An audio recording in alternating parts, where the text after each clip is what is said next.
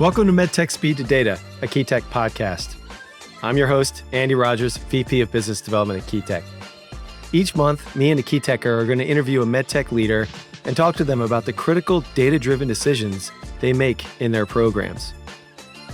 All right, welcome to this bonus clip that we're putting together to talk about use-related risk and discussing a template that we recently released to our website.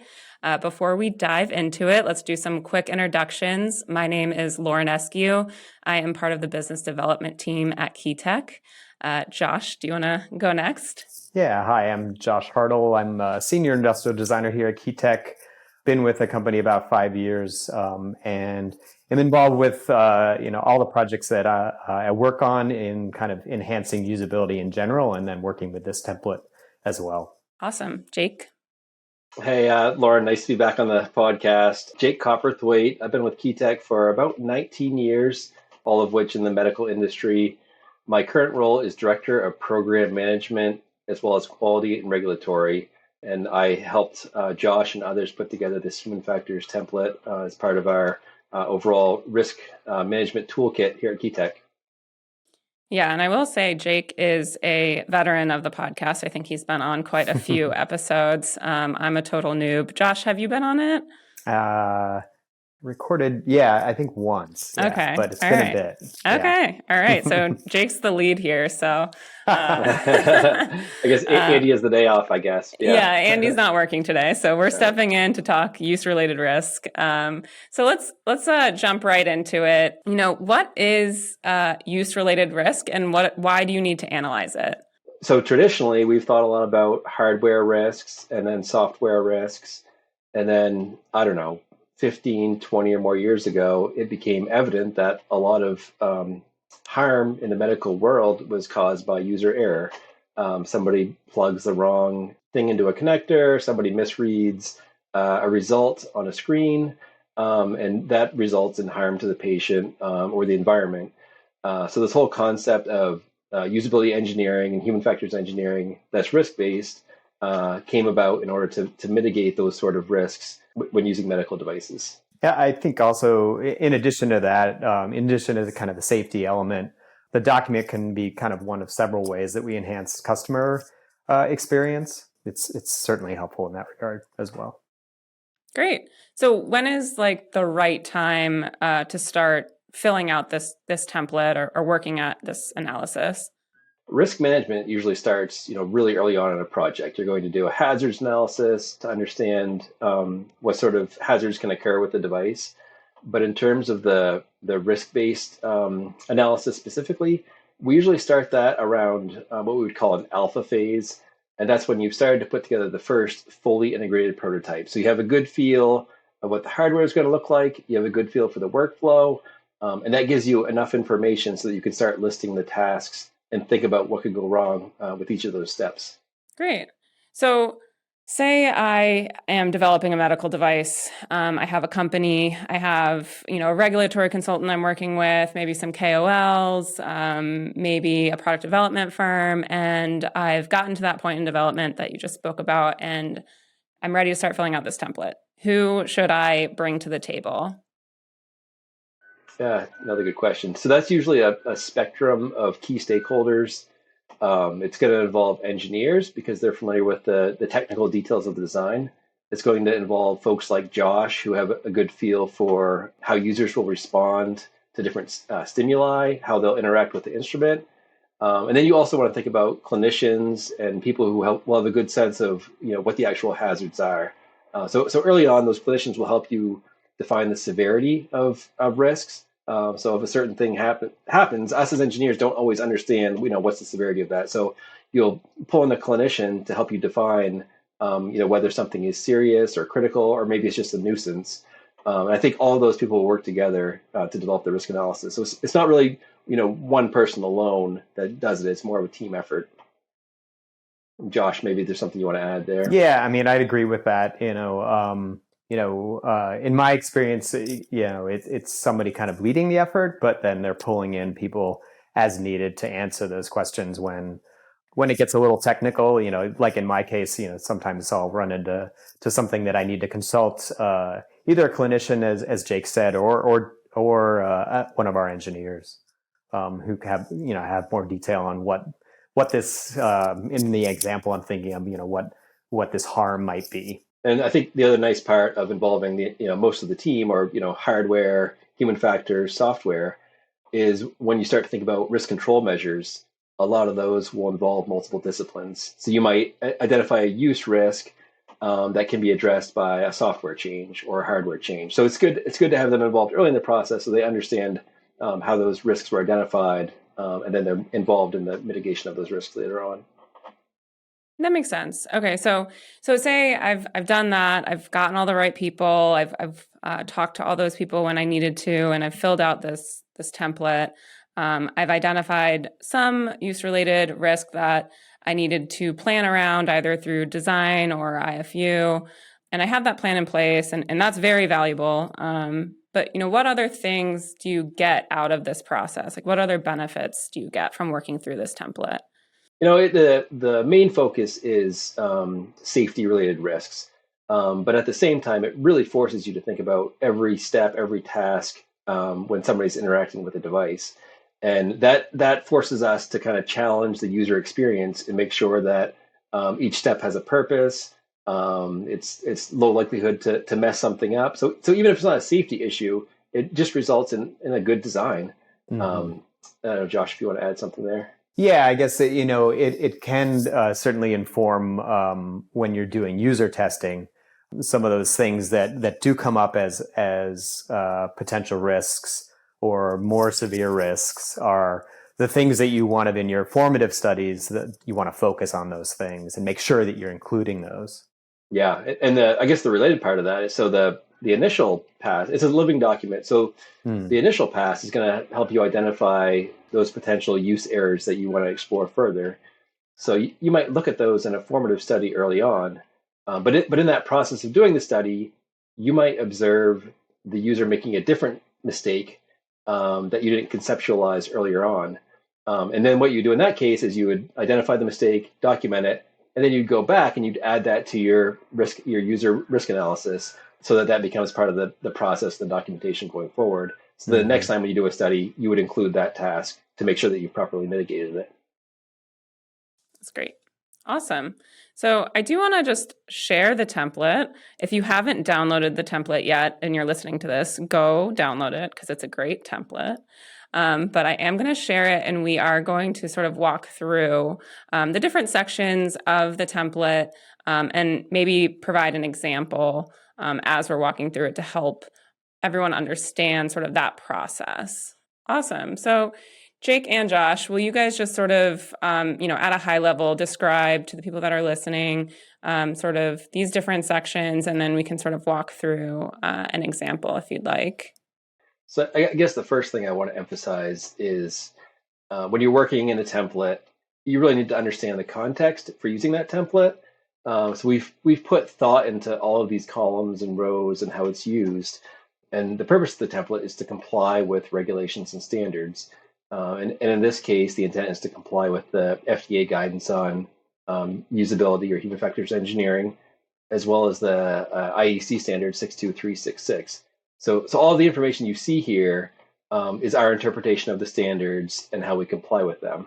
Every company does a little bit different. In the world of risk management, everyone has their kind of own ways that they want to present information.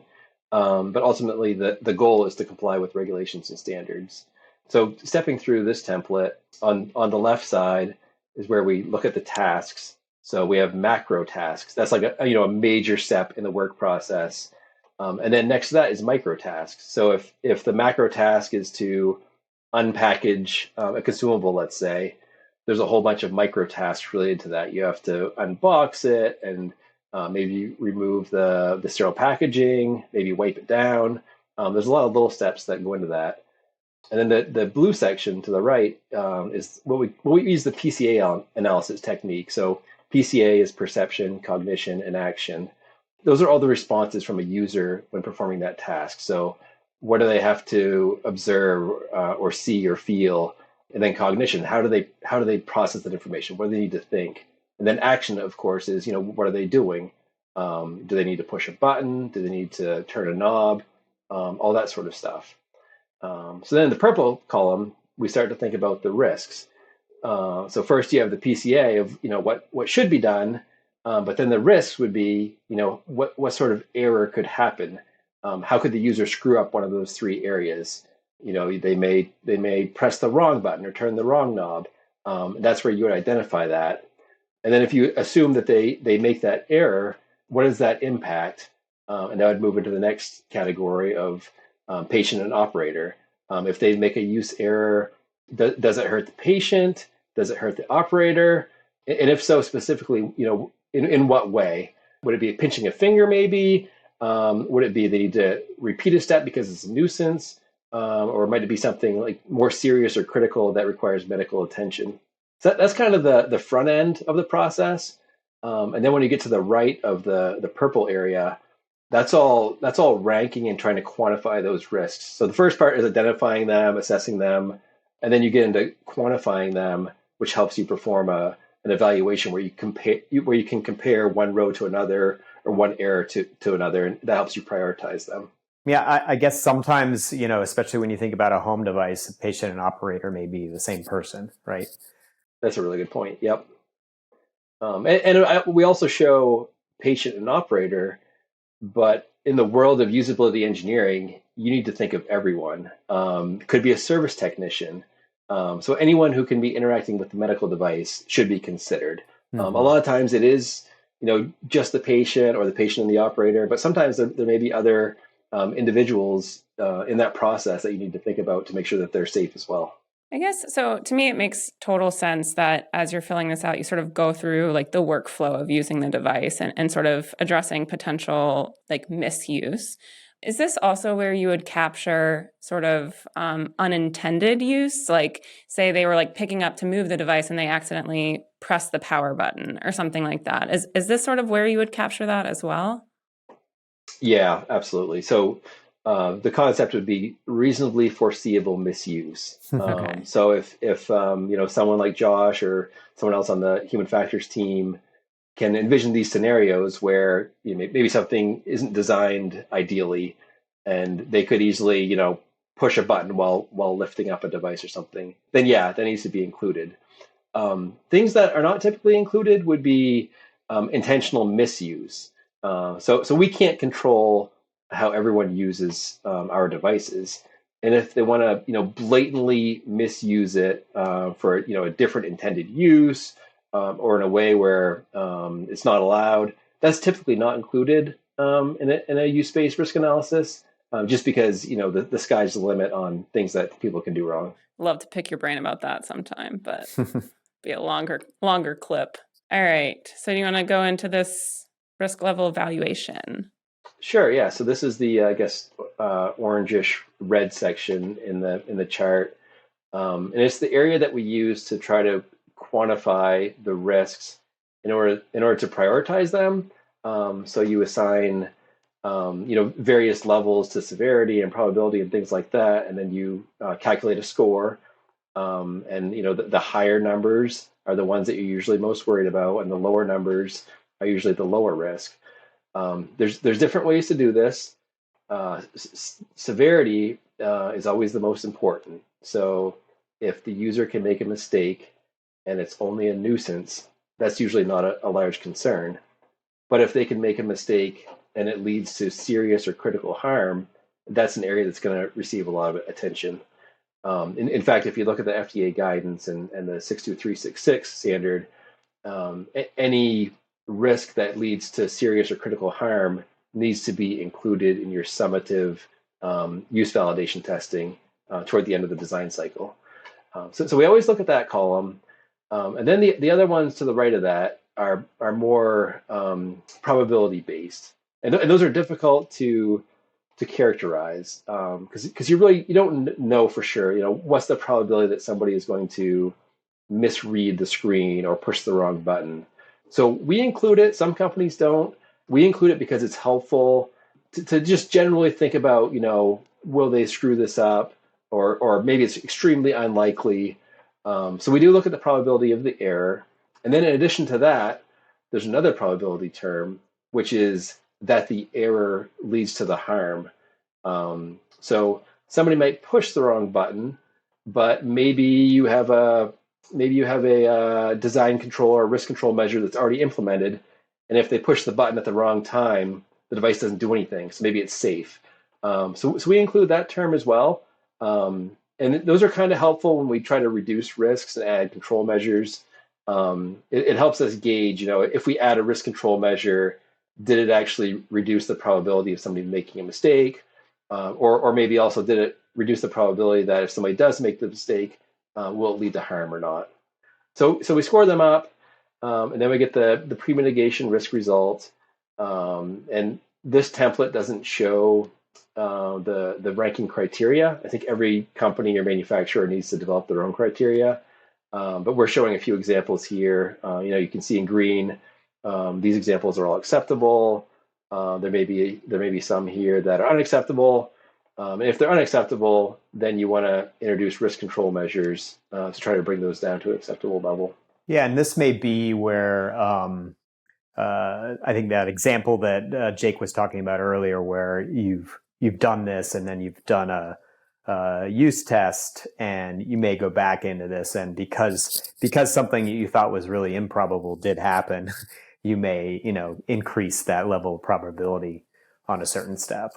So you have your pre-mitigation risk figured out, at least a first stab at it. And say you have something that, has a not acceptable or a high level of risk. What would you do then? Yeah, so if you have an unacceptable risk, you're going to want to try to reduce it.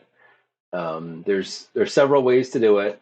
Some are better than others. I guess the priority would be inherent safety by design. So what that means is you've modified the design so there's no way for that risk to be unacceptable. An example might be you're closing a door on an IVD instrument. If that door is really big and heavy, or maybe even motorized, it could, let's say, crush a finger. So inherent safety by design might be you change the design, so now the door is not heavy, or now it's not motorized, or it has pressure sensing or current sensing. So even if somebody shuts it on their finger, it's just going to be a nuisance. So that's ideal. But there are other steps you can take. The lowest priority would be labeling. You could just put a sticker on the door that says, caution, crushing hazard, or pinching hazard. That's not ideal because somebody can still get hurt. They may not see the label. They may get confused, and even though they saw it, they're doing other things. They get distracted, and they could still have that same harm happen. So typically, Keytech will try to do inherent safety by design.